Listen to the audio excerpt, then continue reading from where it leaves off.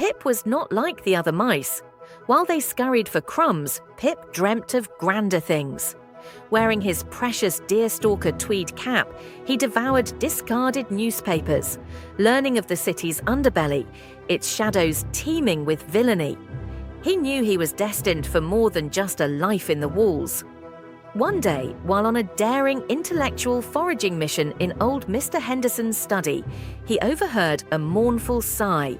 It came from Buster, the massive but surprisingly gentle bulldog who usually spent his days napping by the fireplace.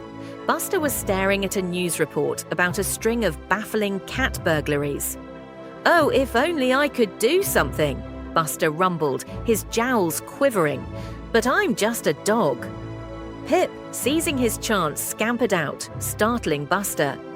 "Perhaps," Pip squeaked, his tiny voice surprisingly clear. "Two heads are better than one, even if one head belongs to a very, very small mouse." Buster, bewildered but intrigued, lowered his head to listen. Thus began the most unlikely crime-fighting duo the city had ever seen. Pip, with his keen intellect and ability to navigate tiny spaces, became the brains of the operation. He'd pore over clues, deciphering patterns the police missed. Buster, with his intimidating presence and surprisingly agile speed when motivated, was the brawn.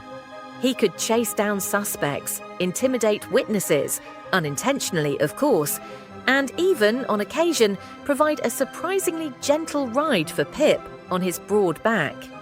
Their first big case involved the infamous Shadow Cat, a burglar who left only a single black cat hair at each crime scene.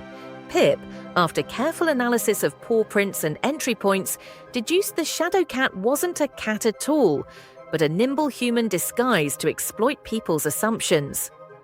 Buster, with Pip whispering directions from atop his head, cornered the culprit in a back alley while she was exiting a window from a building she just robbed, his booming barks echoing through the night.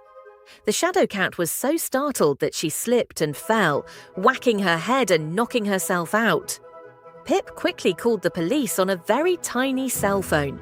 When the police answered, they thought it must be a child calling, as Pip's voice was small and high-pitched. The police immediately sent officers that found the unconscious Shadow Cat and arrested her.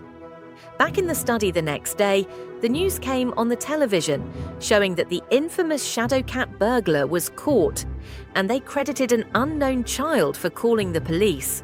Upon seeing that, Buster let out a full-bellied laugh, and Pip shrugged his shoulders and said, "It's not about recognition, it's about catching the bad guys. I think we should call ourselves the Buster and Pip Detective Agency."